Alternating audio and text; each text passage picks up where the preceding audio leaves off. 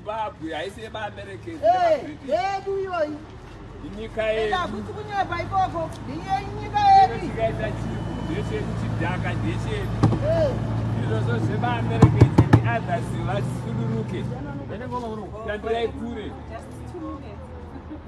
America, British, and the others.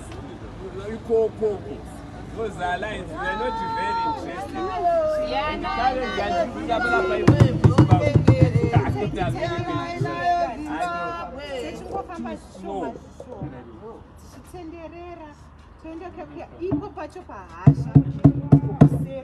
American embassy chaiko pama glass doors pano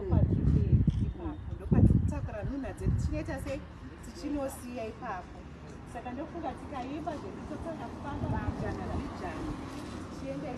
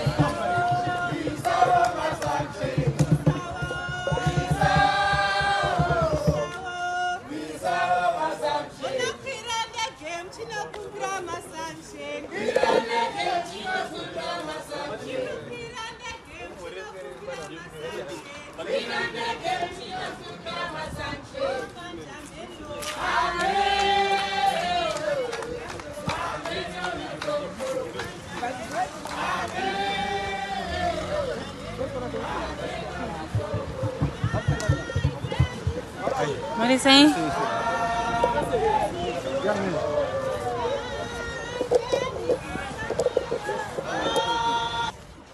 Ndakaiti mbotiwa nezvitaurwa zvishoma ndizvo vanokwanisa kugara garai hanti munyika medu papa musatoona kugarira chimacho chimesi icho chadii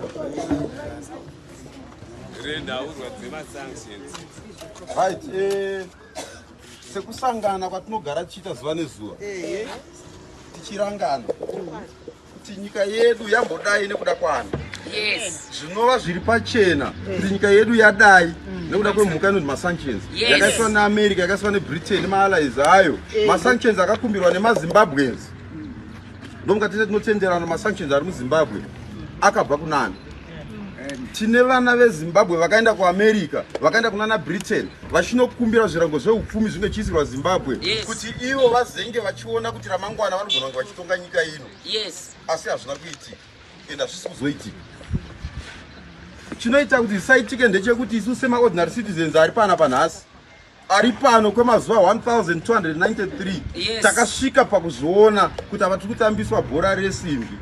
Chinhu choga chatinogona kuita ndechekudhimanda kuti America bvisa masanctions awakatiisira nhasi kana kuti nezuro.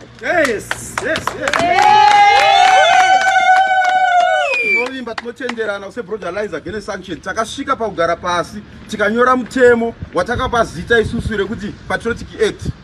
Tikanyora petition tikanoisa muparliament tikakwanisa kunoappear before parliament portfolio committee of foreign affairs. Tikati mutemo uyu ngaunge uchisunga vanhu vanokumbira chi masanctions. Vanhu vanonyora zvekunyeba nhasi unotinana hope weching'ono vanenge vachingonyora kuziva vokadai nenyaya yekuti anenge aida kugara achipuhwa mari haadi kushanda isimbe. Ndo zvatiri kurwisa nhasi tiri panapa pamuzinda weAmerican Embassy. Tiri pano ende hatisi kuzobva kusvika masanctions abviswa. Masanctions anofanira kubviswa zviri unconditional. America nhasi ngaisataurira nyaya yedemocracy kuti kuZimbabwe hakuna democracy. Kana ivo vachivhotesa vanhu vakawandisa vanhu vavhota vozotipa kanhu kanonzi electoral college kane vanhu 573 ndo vozoita decision kuti who should rule America. They must shut up. Yes. They cannot lecture us on how we are to run the affairs of our own country. We are Zimbabweans, we are there to decide whichever way we want our democracy to guide us, not them.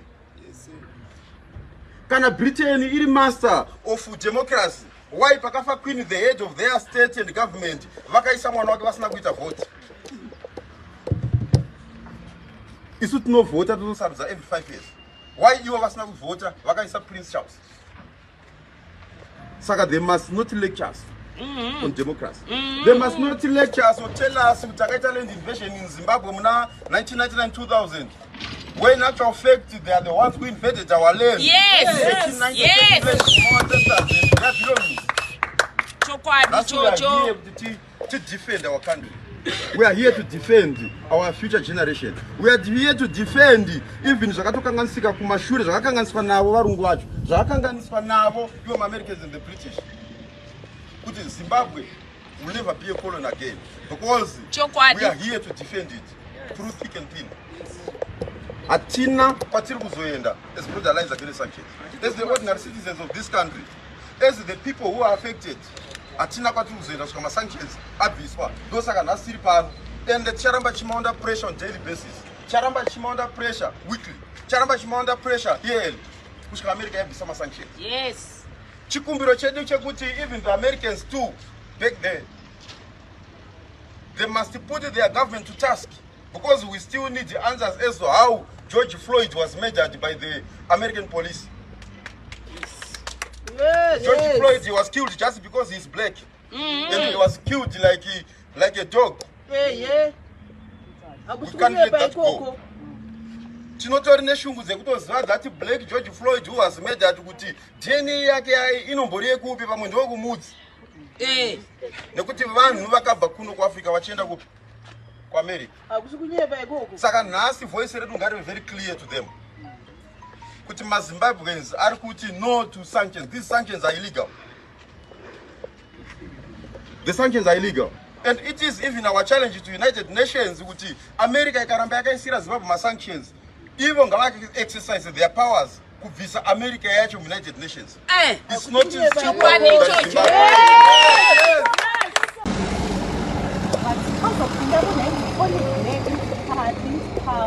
Akati, that was the Margaret Thatcher agreement yamakaitirana. Inini, I'm not going to pay. Isusu anababa vedu mawo veterans vakabva vati vakuenda kunotora minda because that was the means of production yemunhu mutema. Handiti nhasi Americans vanotudzwa pakatisira sanctions because of the manner in which we invaded land. Land invasions akaitika really because the only land invasions that we know of in Zimbabwe akaitika in the 1890s papinda varungu muno vachipamba ivhu redu. Saka tofamba kana mchida kunoti varungu vakangwara. Kune chinhu chinonzi ASAP. Most people think kuti that was our government policy. Chakakonzeresa shaking yeeconomy yemuno muZimbabwe. But yet that was a neo-colonialistic tool. Kuti after colonization vagara vakaisa zvimatools zvavo varungu ava kuti ticharamba tichivasheka kusvika vaita zvatinoita sei zvatinoda. Tofamba kwaitwa land reform. Handiti kwaitwa land reform tinoona ma-trade unions aifanirwa kumiririra vashandi achitorwa kunzi imimi mungati makati changamukei, imimi tinogona kushandidzana nemi, imimi tinogona kukupai mari nemi, mototanga kutopandukira hurumende yenyu. It doesn't happen in America, it doesn't happen in Britain. Could someone sponsor vanhu vemu-Britain kana vemu-America to try and overthrow a democratically elected government? But it happened in Zimbabwe after we did land reform. As Zimbabweans, you know what tender because they are resilient. Osaka mutona kuti even that agenda yakanga ine narrative yakanga yakaitwa nema-Americans and nema-British yekuti vaunze a regime change agenda, it has failed. Osaka tiri panapa nhasi sanctions that they have not benefited you and they have not benefited us. Saka kana zvakadaro visai zvenyu mutisiye tite zvatinoita neeconomy yedu because that regime change agenda has failed to work. Instead kune vamwe vakaita sesu who are graduates, we even get those puppet parties vakaenda kunokumbira ma-sanctions. Because how can I put someone into power? Auraya future yangu. Can you imagine? I graduated 15 years ago with my first degree. Ndikaita postgraduate. Ndikaita zvimwe zvandakaita. Up to now I'm still going to school but I'm not employed. Saka how do I put someone into power? Aita kuti ndigare 20 years ndisiri kushanda. My future is already ruined. Saka I will never put that person in power. And that is the message even iri kudzimba with other graduates. Saka nhasi unoti kuti America kana ichiziya zvakaimunakira ngaibvise ma-sanctions ayakaitira Zimbabwe. Vasati vabvisa ma-sanctions kudaro kuti vari kudzimba engage into sanctions busting projects. We can fight this thing chinonzi sanctions. We can actually conquer kana tese tikabatana tese speak with one voice. Nofunga munoziya kuti nyika inovakwa nevene vayo. Brick by brick tikabatana tese as Zimbabweans set ma-sanctions busting projects. We will fight this thing chinonzi sanctions. It will not work. Hachifi chakabudirira. Saka we are encouraging even vari kudzimba kuti nhasi uno kana munhu anga akagara asina zvaari kuita bvunza vamwe kuti what are you doing with sanctions busting projects? Kagadheni kako kadiki kauinako kakorima utengese and to be pushing for ma-sanctions. Handina hangu zvakawanda zvandinoda kutaura, ndachida kungopa kanhoroondo kekuti sanction iri rabva kupi, chiko chinombonzi sanction, kwatiri kuenda kwakambomira sei. We need to stand united as Zimbabweans and speak with one voice. We need to amplify our voices as Zimbabweans and cast this thing chinonzi sanctions. Maita basa vabereki. Thank you.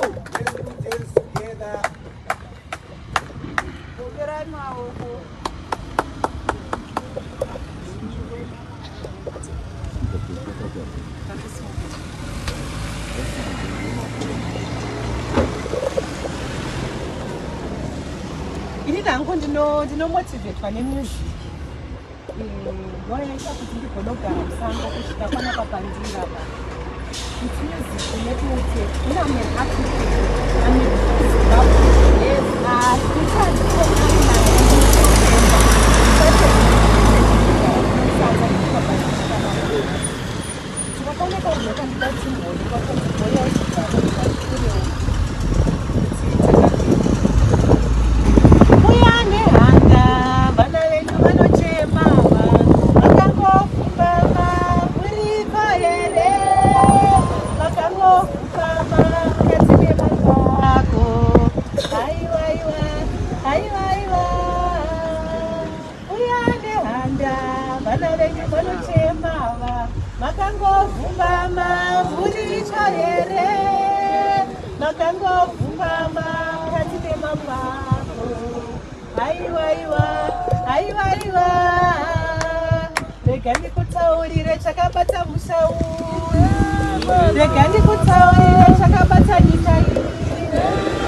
Apana gona rakabata nyika iyi. Apana gona rakabata nyika iyi. Apana zvikwambo zvakabata nyika iyi. Apana gona rakabata nyika iyi. Maitwa basa. Tichaenderera mberi nenhau yemasanctions. Ndichasumudza Dr. Kunze kuti vaenderere mberi nepandasira.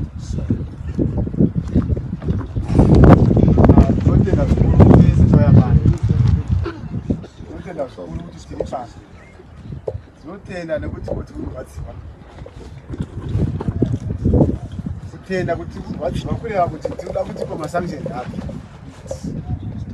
Chipuka chinonzi masanctions. Vanhu vakaipa ndokusaka makanzwa kuti iko vamugabe vakati vaiti Murungu akanaka akafa. Haleluya. Ameni. Murungu akanaka akafa. Tarai muone taita demonstration imatch yatanga zvakanaka. Asi yazengera kuti baya pamoyo. Vanzi ibvai panoenda ekupogo. Titati pakati. Ndokuti yavainayo iyoyo. Aona kuti kuwa muntu atubatsiri tikuita mhere. Haisi mhere. Panapa tiri kurepresenta 15 million people. Pano 15 million people vatakarepresenta panapa. Whether tatiri vaviri, as if the voice is still the same. Zvinorwadza kwazvo. Vanhu ava havana kunaka. Hurumende yedu yeZimbabwe yanga yakatambanudza maoko mune zvakanaka. Tigarisane nokuda pekuvakira kuti muite embassy yenyu ndokupuhwa this land yamuri kuona iyi. Ine zita kutodemba kuti dai vakaenda kana beyond airport havagarike navo. Nyaya yambotaurwa panapa nyaya yewilling buyer willing seller ndo pavakaziva kuti ndo pane nyaya yekuti independence, ndo pavaiziva kuti upfumi hwese hwenyika huri ndo pahuri. Saka nokudaro vakaona kuti vanhu ava vanenge vagamuchira, asi izvozvo tine mawo veterans vanhu verusununguko. Rusununguko uchingwechi, rusununguko ilendi, pavanoziva kuti ndopa mune upfumi hwese. Upfumi hwedu huri muvhu, ndosaka vanga vachimba nyika yedu yeZimbabwe ndomatakazvarira. Tinoda Zimbabwe neupfumi hwayo hwese.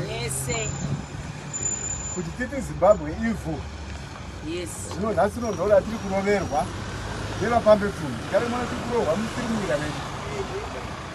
Ava vamunoona vanonzi ma-Americans ava. Ma-Americans are the blue-eyed boys, the monarch. Kanotoka mvasunga taufuti. Kari kutumwa nehutongi hwaqueen kana kuti hwaking. vajaira pasi rose ndozvavari kuita. Muno mukangofa vanhu 10 kana kuti 20 ikatove mhosva huru chaizvo. Asi vangani vavakauraya kuIraq, vangani vavakauraya kuAfghanistan, vangani vavakauraya pasi rose. One person akafa aita mhosva kadzwa dzichitaurirwa nachairperson wedu. Vaakafa hapana chakamotaurwa, hazvirei chinhu. Maybe zvikurira kuti the color of our skin is said to be an awful thing. Ndokusaka vari kutamba nesu kudai izvi. Ndokusaka vari kutisira maassumption ekutiko vanhu vanofungira kuti ndo vangangotonga nyika ino kuti vapinde neback door. Vanhu vavanoda ivo. Isu tinotiko power to the people, greater power to an individuals. Individuals come and go. Takasarudza hurumende 1980 through ballot paper. Ikauya hurumende. Tikaramba tichingodaro saizvozvo, hurumende iri kungotonga. Ende ichatonga kusvika vasisani. Pano pagarwa kwenguva yakakura kadu kutarisa vakazi 1298 days. Kupira kwakaita vanhu vemusununguko ndokuzvipira zvaitwa nhasi, ndokuzvipira kwatinoita nhasi. Tirambe tiri pano kusvika masanctions abve. Masanctions abve tiri kuZimbabwe. Ngatibvei from that comfort zone tiuye tirambe tichibatana tidzikwe. Ticharamba tichinotaura nehurumende yedu iri kutonga kuti aiwa dai zvaitobvira tiimprove. Kana zvichida kuti pano pavakwe pachavakwa pano. Matents aya was or is a beginning of an end. Vapachivakwa zvepamutemo vanobvira izvozvo haisi yanoa vanobvira izvozvo ihurumende yacho yeZimbabwe. We are our own liberators. Hatizosunungurwa nemaAmericans nemaBritish. Vanhu ava ngativazive kuti havana kunaka. Tisavaneneza mukutano. Anyway, I appeal to the members of the public here present nevasipo kuti vari kugara pano takapinda tichiona tiri kuzviona iwewe unoshinga papi unge uri pakanaka. Hatiuyei nezvatokwanisa nazvo zvinoita kuti vamwe vedu vari kugara panapa siku nesikati vawanewo raramo yakanaka. Raramo yakanaka kuita break the chains of imperialism, of colonialism. Tizvibatsire. Tony Blair or Biden haambofa akauya achiti kunonda kubatsirai. Last time vari pano makanzwa papa kuti kwamaoffers pano kune maboard members tiri kutengera motikari yaunoda yaunodisa. Tingakutengere imba muno mukapositive tose kwaunoda neplan yaunoda. In 1974 kuZambia ma-nationalist leaders edu panguva yechitendeya vakaunganidzwa ende muone kungwara kwakaita vandiva vanhu. Vakataura naKenneth Kaunda kuZambia, vakataura naIan Smith, vakataura naPik Botha South Africa. Vakati honde kuti ipere ngativadeedze vanhu. Vakuru vedu vakadeedzwa vakaenda kuZambia. Ndo papa ine dambudziko vari pakati pedu rakanga rakonzi vana ivo futi. Vakati huyai titaurirane kuti hondo ipere. vakuru vakaenda asi Kenneth Kaunda of Zambia, the then president of Zambia, akatiko imi varume mauya kuti taurirana kuti muende kumusha kwenyu munoita maelections munoita zvese munotaura nevanhu varipo toda kuti hondo ipereke asi akapa warning nevatungamiriri vedu vezanu ZAPU Frodizi neANC pamakuinda kuchenjerai kunotengesa nyika yenyu ne cup of tea. Yes. Vakaunda vakapfeka chiapron ndobva vaseva from left zvichienda uku pange paina Reverend Livingstone, the president of ZANU, angati wagrimisedi chibva kwauya Western Congo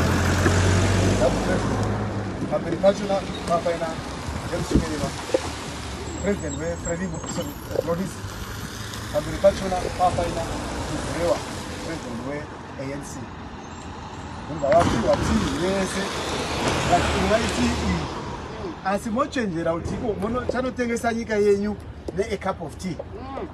Now hazvishamisi kunziko takazowana vanhu vedu vakunokumbira masazi kuti vaone cup of tea.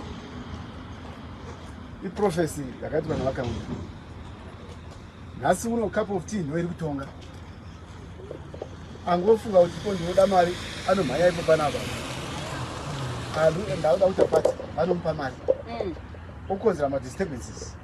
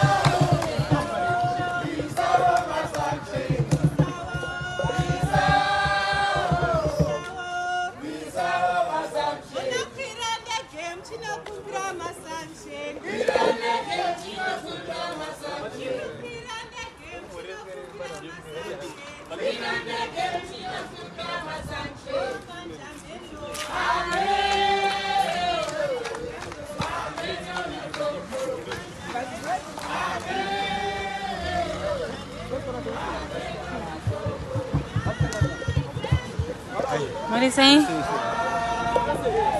Young man.